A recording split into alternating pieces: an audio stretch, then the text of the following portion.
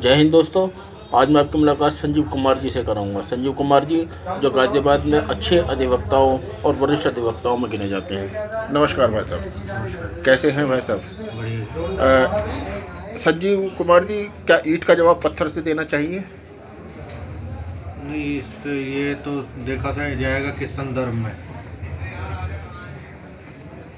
यदि दुश्मन सामने खड़ा है और वो सरहद पे है या सरहद के अंदर भी है तो ऐसा भी हो सकता है, और यदि कोई अपना ही खड़ा है तो ये सीधे नहीं हो सकता।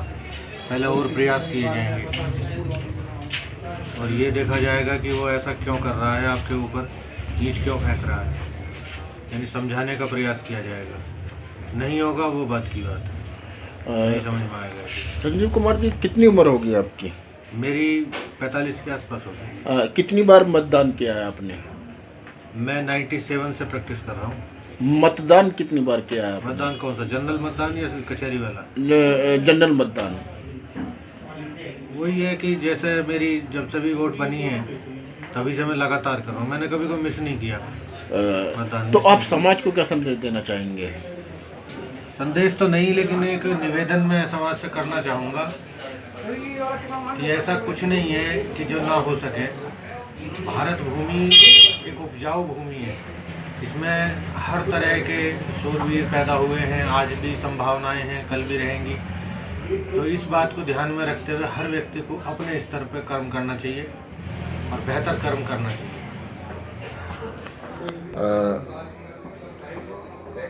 हमारे समाज में मतदान करने वालों का दिन पर दिन स्तर गिनती गिरती जा रही है। तो ऐसा नहीं है, जहाँ भी मतदान हो रहे हैं वहाँ तो रेशो ज़्यादा ही बताया जाता है इलेक्शन कमीशन की ओर से। 60 भी है, 70 भी है। एक्चुअल में क्या है कि जो आज की राजनीति हो चुकी है, उस राजनीतिज्ञों से जो अपेक्षाएं लोगों की हैं वो पूरी नहीं हो पाती, इसलिए वो हतोत्साहित हो जाते हैं। एक ये कारण है, और भी कारण हो सकते हैं। लॉ एंड ऑर्डर की कोई समस्या कहीं हो सकती है, कोई किसी भी तरह की कुछ हो सकती है। संजीव सिंह जी, जो मतदान जो करते हैं आप, वो कैंडिडेट को देख करके करना चाहिए या पार्टी को देख करके करना दोनों चाहिए? चीज़ें हैं। यदि आप जो हैं नेशनल स्तर पर कर रहे हैं तो पार्टी भी देखेंगे और जो कैंडिडेट है उसे भी देखेंगे, लेकिन यदि आप लोकल स्तर पर आते हैं तो फिर कैंडिडेट की प्रायोरिटी पहले रहती है, कैंडिडेट देखा जाता है क्योंकि सीधे आपसे जुड़ा हुआ है। जैसे को तैसा कहावत है, क्या कहना चाहेंगे आप? वो पहला ही सवाल जो था उसी से मिलता जुलता कुछ सवाल है ये। तो जैसे को तैसा वो परिस्थिति पर निर्भर करता है कि आप किस संदर्भ में कौन सी बात आप करना चाहते हैं। मेरा मानना ये है कि जो भारतीय संस्कृति है और जो सदियों से चली आ रही है, वो उसके टिकने का कारण ये है कि हम दूसरे को स्पेस देते हैं। हम केवल अपनी ही नहीं चलाते, हम पूरी दुनिया की, जो भी दुनिया के लोग भारत में भी आए हैं उन्हें भी स्पेस दिया है, उनकी भी सुनी गई है। जो स्वीकार योग्य रहे हैं उन्हें स्वीकारा गया है, जो स्वीकार योग्य नहीं रहे हैं उन्हें भगाया गया है, उनका डट के मुकाबला किया गया, और ये प्रक्रिया सतत चल रही है, आज तक चल रही है।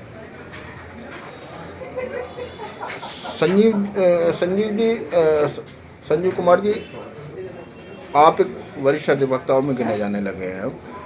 तो आपको क्या लगता है कि हमारे हिंदुस्तान के केस बीरबल की खिचड़ी बनते चले जा रहे हैं? बीरबल तो एक ऐसे व्यक्ति का नाम है जो अच्छी से अच्छी, बड़ी से बड़ी समस्याओं को जो है बहुत जल्दी सुलझा देता था।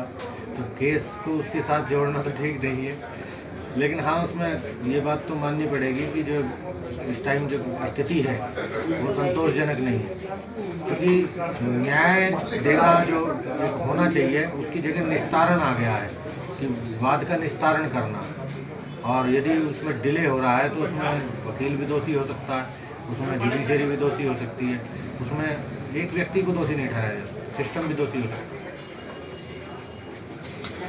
संजीव कुमार जी, पानी की बचत आप कैसे करते हैं?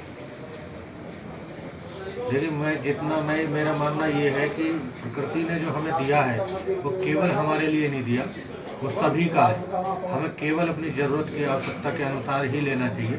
ये तो हुआ एक इस्तेमाल के लिए कि हमें कितना इस्तेमाल करना। दूसरे ये है कि हम जितना संरक्षण कर सकते हैं जल का, क्योंकि जल में जीवन है, और यदि जल नहीं रहेगा तो जीवन भी नहीं रहेगा। तो हमें अपने स्तर से जिस तरह से भी हम प्रयास कर सकें, चाहे पेड़ लगा कर सकें, चाहे हम और उसका जो दोहन गलत तरीके से हो रहा है उसे रोक के कर सकें, उसका जो ज़्यादा यूज़ हो रहा है उसको रोक के हम कर सकें।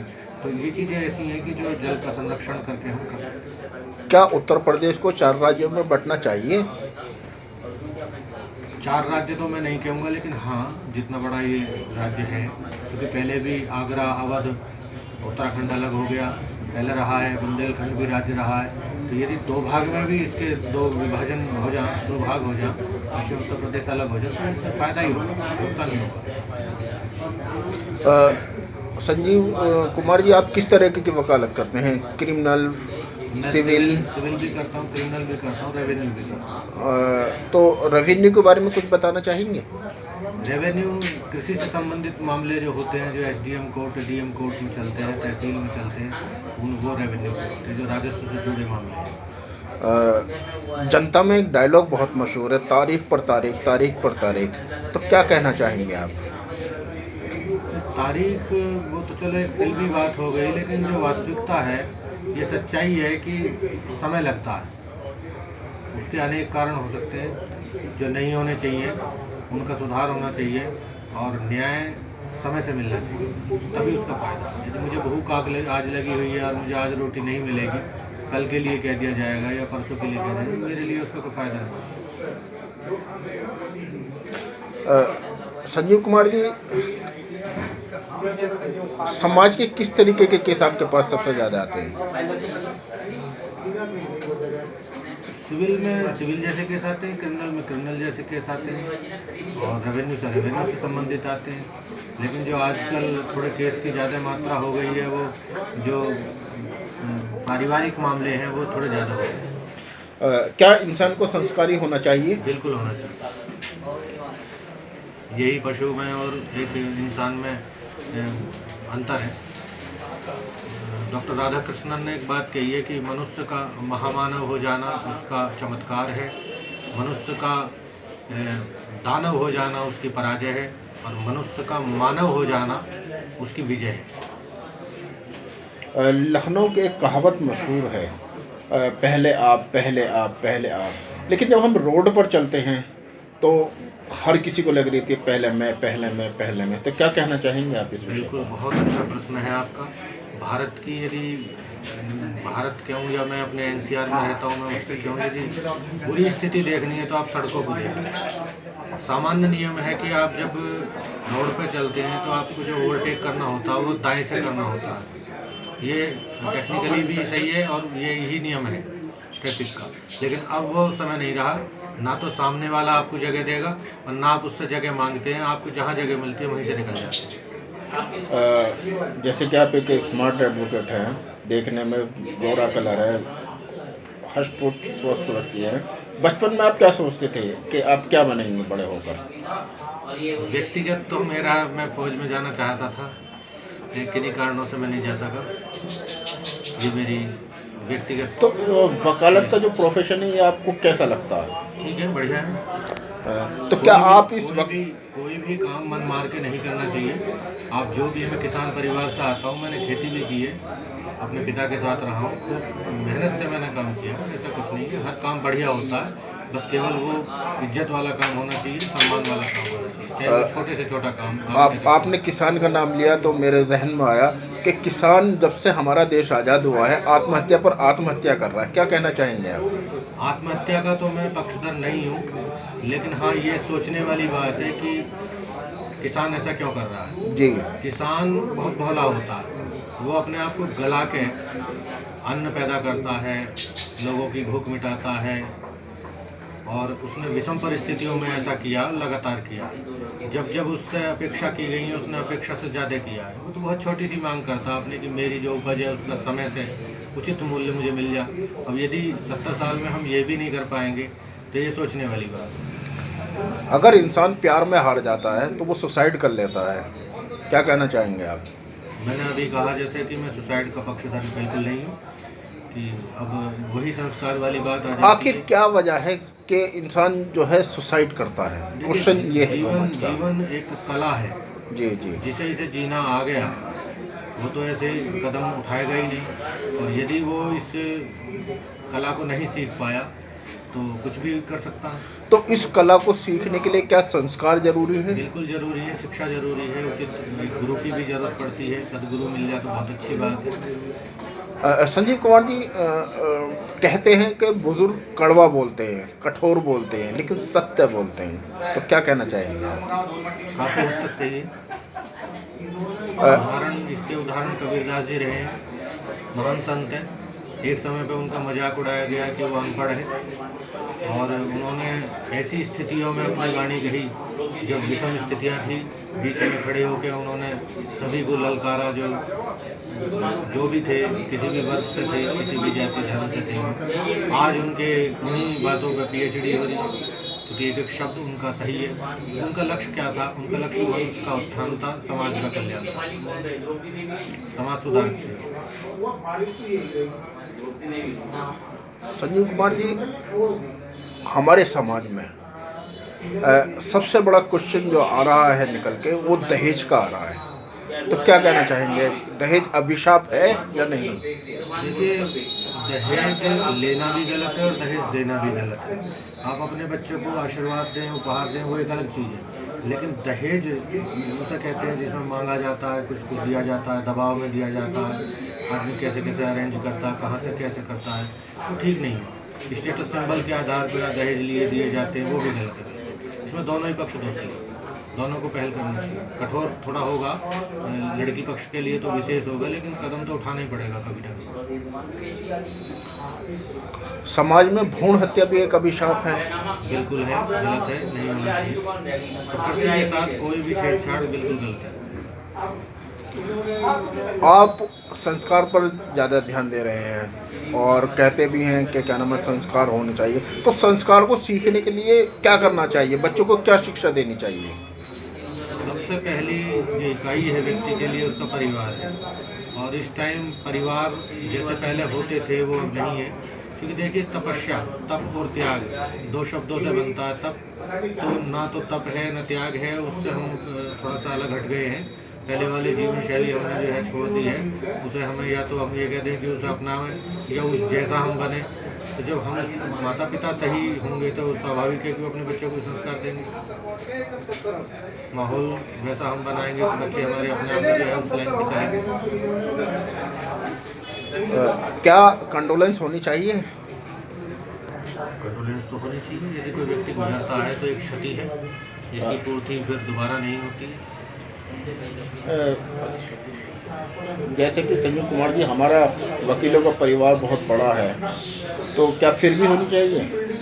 जी, हमारे वकीलों का परिवार बहुत बड़ा है, तो क्या फिर भी कंडोलेंस होनी चाहिए? नहीं, ये तो एक ऐसी क्षति है ना, ये एक दुखद घटना होती है। यदि कोई वकील गुजर जाता है तो दुखद घटना है, उसका शोक मनाना कोई गलत बात नहीं है। क्या पट्टी बांधकर, हम लाल पट्टी बांधकर हम काम कर सकते हैं, या लंच बाद स्ट्राइक हो सकती है? कोई ऐसा सजेशन हो? करने को तो कुछ भी किया जा सकता है। जी जी जी। लेकिन यदि कंडोलेंस की होती है तो वो गलत नहीं है, शोक मनाना गलत नहीं है, वो तो ज़रूरी है। जब हम दिल्ली में जाते हैं तो हम देखते हैं वहाँ पर कि लाल पट्टी या ब्लैक पट्टी डाल करके वो सारा अपना काम करते हैं, चाहे वकील की डेथ हुई हो या जज की डेथ हुई हो। बिल्कुल, प्रयास कुछ भी कर सकता है व्यक्ति, कोई भी व्यवस्था कर सकता है। मैं सिर्फ एक वाक्य सुनाना चाहूँगा कि सरदार पटेल जो है वो भी अधिवक्ता थे और जिला न्यायालय में ही वो प्रैक्टिस करते थे। तो एक बार जब वो बहस कर रहे थे अदालत में, अचानक कोई पर्ची कोई उन्हें देता है, वो उसे पढ़ते हैं और उसे जेब में रख लेते हैं और वो अपनी बहस पूर्ण करते हैं। पता चलता है, अधिकारी को भी पता चलता है, तो वो जब कि क्या हुआ, क्या पर्ची थी, क्या मामला था, तो पता चलता है कि उनकी पत्नी का देहांत हो गया।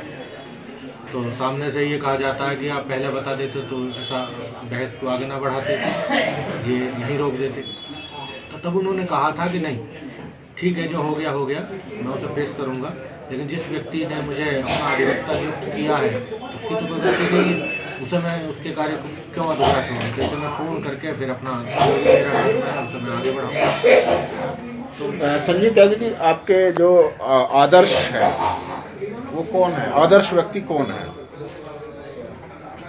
व्यक्ति की जहाँ तक बात है, मेरे क्या, जो भी थोड़े से संवेदनशील लोग हैं और जब पढ़ते हैं, एजुकेशन लाइफ में होते हैं, तो विवेकानंद पे तो सभी जानते हैं कि सभी का ध्यान जाता है। हमारे भी वो एक तरह से आदर्श रहे हैं। हमने काफ़ी डिबेट वगैरह में भाग लिया है, तो तब भी हम उन पर काफ़ी फोकस रखते थे। उनकी तो बातें भी ऐसी क्या उनकी चरित्र है या क्या व्यवहार है उनका जो कि आपके दिल को छुआ, और उस दिल को छू करके आप जनता को संदेश देना चाहेंगे, जनता को बताना चाहेंगे? देखिए, वो ऐसे संत और ऐसे साधु थे कि जो अंदर थे वो बाहर थे। साधु की जो परिभाषा है उसके बिल्कुल जैसे साधु होना चाहिए वैसे ही थे। 1893 में जब भारत को उस क्षेत्र के लोग इस तरह से नहीं जानते थे जिस तरह से अब जानते हैं, तो उस तरह से उन्होंने भारत को बताया, संस्कृति को बताया, धर्म के बारे में बताया कि धर्म क्या है, संप्रदाय क्या है, उस समय की ज़रूरतें क्या हैं, क्या प्रायोरिटी होनी चाहिए। ये सब बातें उन्होंने जो है वहाँ एक तरह से बताई थी। सभी के लोगों की जो बुराइयाँ थी उन्हें भी प्रकट किया था, बेखौफ होकर बताया था पूरी दुनिया में। दुनिया ने उन्हें माना था, स्वीकार करा था। पेरेंट्स टीचर मीटिंग, क्या कहना चाहेंगे आप इस विषय पर? पेरेंट्स टीचर मीटिंग शाब्दिक अर्थ में बहुत अच्छा है, व्यवहार में थोड़ी कमियां हैं कि जो पेरेंट्स होते हैं वो जाते हैं टीचर के पास, गए और मिल के और ऐसे ही आ गए, तो उसका कोई बहुत फर्क तो होता नहीं है। सामान्यतया अब थोड़ा सा पैटर्न चेंज हो गया है। जो हम पढ़ते थे तो हम पढ़ते थे, और यदि कोई ट्यूशन की भी ज़रूरत पड़ गई तो चलो एक सब्जेक्ट पढ़ लिया कोई सा, लेकिन अब तो हर सब्जेक्ट को ट्यूशन पढ़ना पड़ता है। तो स्कूलों में इस तरह से पढ़ाई नहीं होती जैसे होना चाहिए। और पेरेंट टीचर उसमें तो गेट टुगेदर है कि आप जो है अपनी समस्याएँ बता सकते हैं, स्कूल अपनी बता सकता है जो वो कहना चाहता है, और जो पेरेंट्स हैं वो अपनी समस्या रख सकते हैं। तो गलत नहीं है, सही है। अगर छोटा बच्चा अगर स्कूल का जो नंबर कम मिले हैं टेस्ट में और वो घर जाकर ना दिखाए तो क्या करना चाहिए? देखिए, मैं थोड़ा सा यहाँ ये मानता हूँ कि बच्चे को डांटना गलत नहीं है, लेकिन बच्चे को जितना आप डांटें उससे थोड़ा ज़्यादा प्यार करें। और बेहतर है कि आप थोड़ी देर बाद या उसी समय करें, थोड़ा देर बाद, चाहे 1-2 मिनट बाद ही करें, लेकिन करें। बच्चे को केवल डांट के ना छोड़ दें, क्योंकि वो कोमल है, उसकी तरह है, उसे संवारना हमारी जिम्मेदारी है। तो यदि कुछ ऐसी गलती वो करता है तो हम उसे समझाएं, हैंडल अच्छी तरह से करें। संजीव कुमार जी, हम बच्चे को कैसे बताएं कि उसे किन पार्टों पर किसी अन्य व्यक्ति को हाथ रखना है या नहीं रखना है? ये तो देखिए, यदि लड़की है तो उसकी माता समझाएगी, बेटा है उसके पिता समझा सकते हैं, तो आप किसी भी तरह से समझा सकते हैं आप। ये तो एक पारिवारिक थोड़ा सा मामला है, यदि आप परिवार से संबंधित कुछ है। आप मनी को किस तरीके से सेव करते हैं? आज के वक्त में तो सेविंग बहुत कठिन काम हो गया, अपने खर्चे पूरे हो जाए वही काफ़ी है। प्रयास तो रहता है। तो संजीव कुमार जी, क्या आप राजनीति में रुचि रखते हैं? नहीं, सीधे रुचि नहीं। सीधे रुचि नहीं रखते हैं। क्या मोदी जी को आप दोबारा लाना चाहेंगे, देश का प्रधानमंत्री बनाना चाहेंगे? नहीं, किसी, देखिए, व्यक्ति से बड़ा देश है। जी जी। और कोई भी आ जाओ, चाहे मोदी हो चाहे कोई भी हो, यदि वो संवेदनशील हैं और देश के प्रति उनके मन में कोई भावना है, कुछ करने की भावना है, तो यदि वो दोबारा आए तो कोई बुराई नहीं।